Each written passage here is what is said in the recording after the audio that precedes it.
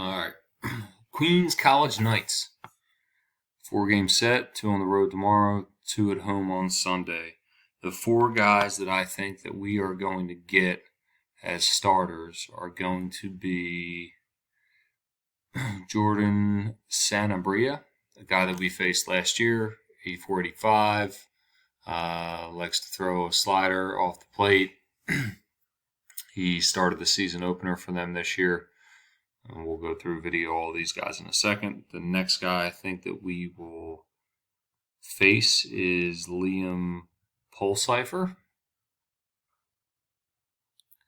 Liam is a senior left-handed pitcher that transferred from Stony Brook.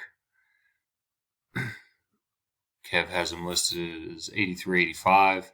The only video that I can pull off of him is from 2019 at Stony Brook, but at least it gives us kind of a look.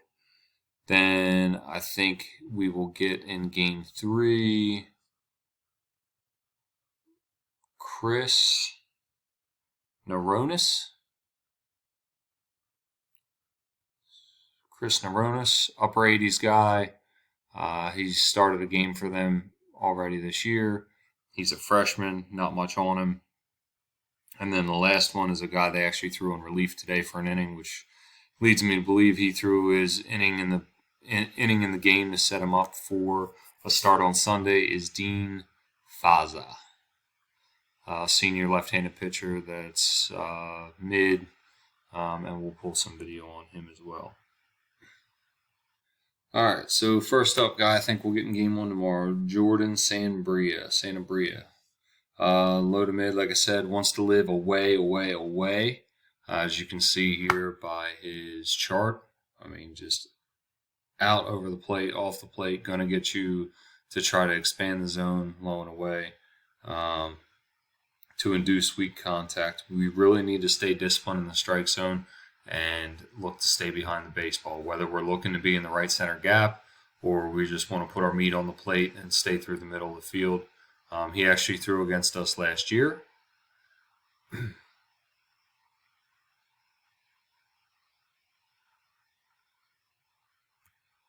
Last year this was at the end of the season, 79, 81. I think he got up to 82 in this game.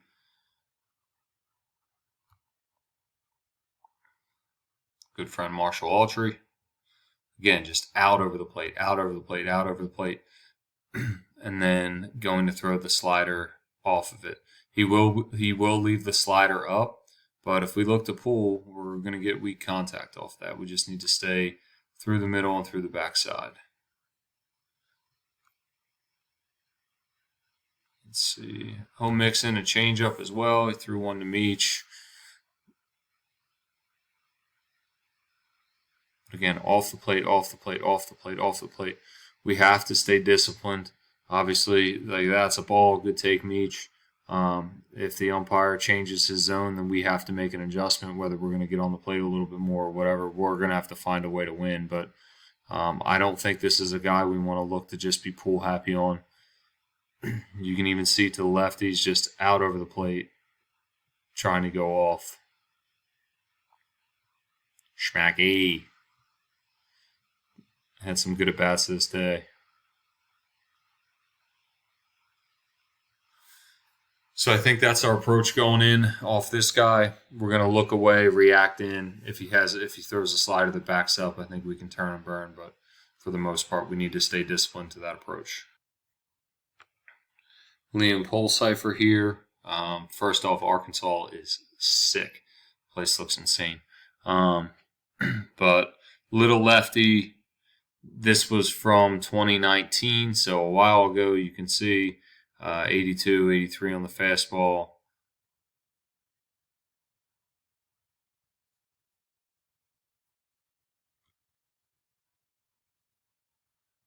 But gives us a look. Now we'll see if he's changed at all. Obviously, that's a long time ago, but it's the best that we have on him.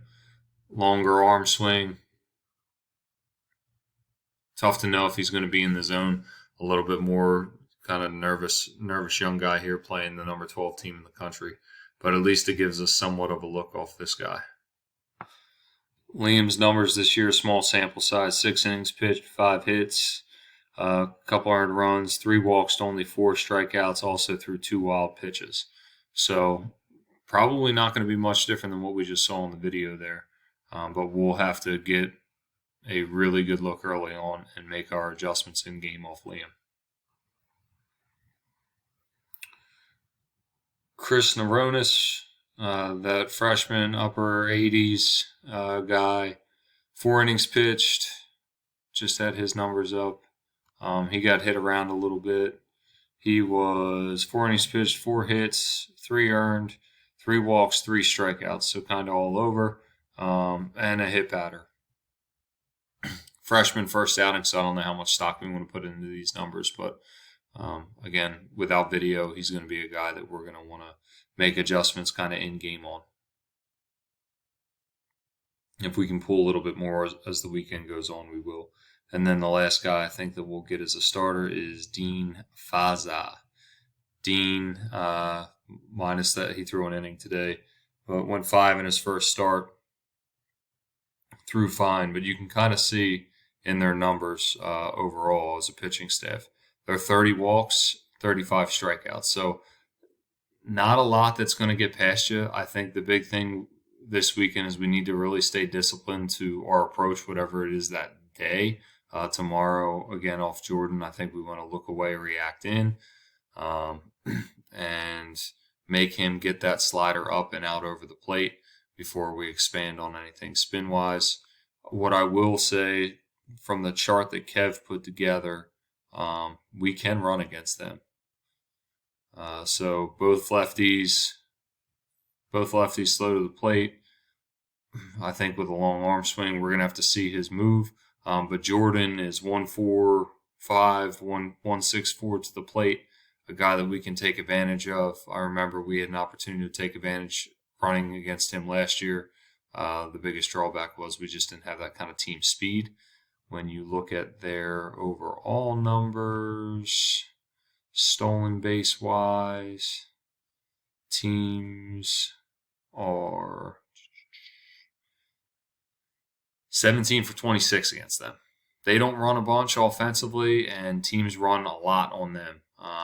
And so far this year, they have played Snoo, Post, Chestnut, and Alliance.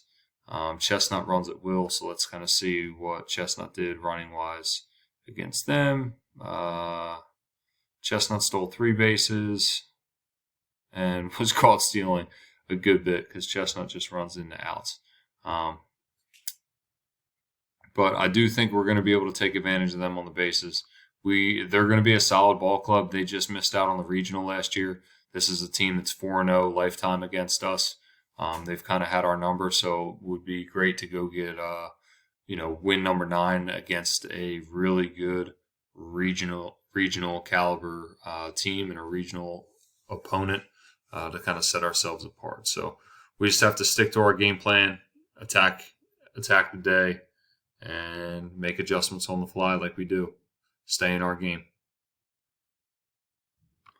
Last one to look at, this is Faza. This is against Post from last year, but just to get a look, you can kind of see just from how their catcher sets up, even with the lefties, their approach is pretty much away,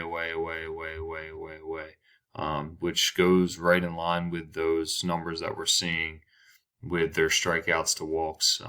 They live on weak contact, and they plan on making every play in the field. With Faza to righties, he will try to back foot you with a breaking ball if he gets ahead, just like he did here at 0-2. 1-2 this pitch. He was trying to do it there 0-2 and just left it up. Executes that pitch.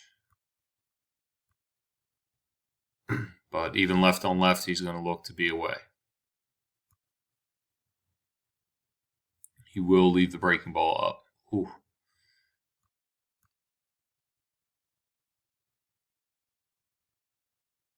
But again, with Faza even, I think we got to look to hammer the fastball. And if we see this cookie, this thing screaming hit me all the way to the plate. We got to make guys pay for that. But that is the spin that we want to attack. The get me over, dump in, not the one with really good depth. So if he shows that he's got really good depth to his spin, we'll adjust off that approach. But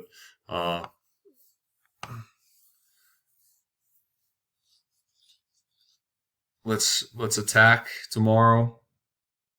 Hopefully, we get Jordan Sanabria, and if not, we're gonna get one of those 4 guys. I would assume right out of the chute.